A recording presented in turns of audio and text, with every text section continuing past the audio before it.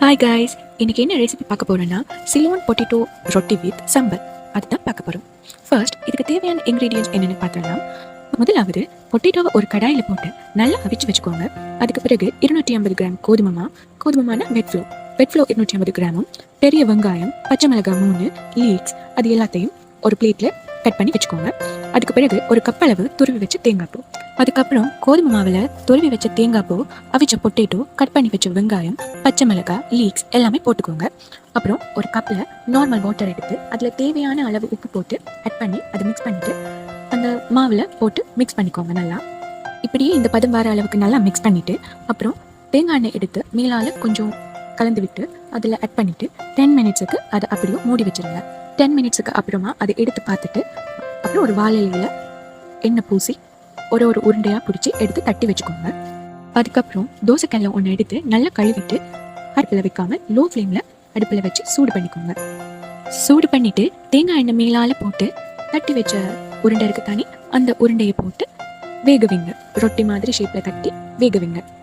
ஒரு சைட் நல்லா வேகி வெந்த அப்புறம் மெட்ட சைட் வேகணும் தானே, அதுக்கு மெட்ட சைட் போட்டு நல்லா வேக வச்ச அப்புறம் அதை எடுத்து ஒரு கோப்பையில் போட்டு வச்சுடுங்க. அதே மெத்தட்ல இன்னொரு உருண்டையை தட்டி அதே போல பண்ணுங்க. உங்களுக்கு எவ்வளோ தேவையோ அதுக்கேற்ற மாதிரி உருண்டைகளை பிடிச்சி இதே போல போட்டுக்கோங்க. இதே மாதிரி மொறுன்னு வார அளவுக்கு நல்லா வேக வச்சுக்கோங்க. அப்பதான் ரொட்டி நம்ம பிச்சு சாப்பிடும்போது நல்ல மொறுன்னு டேஸ்டா இருக்கும். இப்போ ரொட்டி பண்ணினதுக்கு அப்புறம் அதுக்கு தேவையான தொட்டுக்க சம்பல் எப்படி செய்யறதுன்னு பார்த்துடலாம். பிளெண்டர் எடுத்து பிளெண்டர் கப்பில் உங்களுக்கு தேவையான அளவு காரத்துக்கு ஏற்ற மாதிரி காஞ்ச மிளகாய் போட்டுக்கோங்க. நான் ஒரு 6 போட்டிருக்கேன்.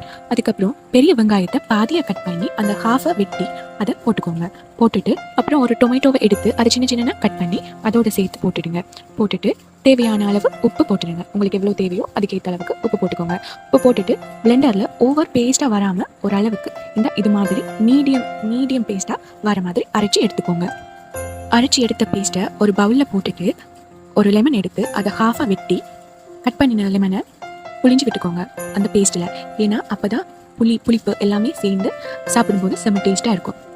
இதுதான் காய்ஸ் சிலோன் பொட்டேட்டோ ரொட்டி வித் சம்பல் இதோட ரெசிபி.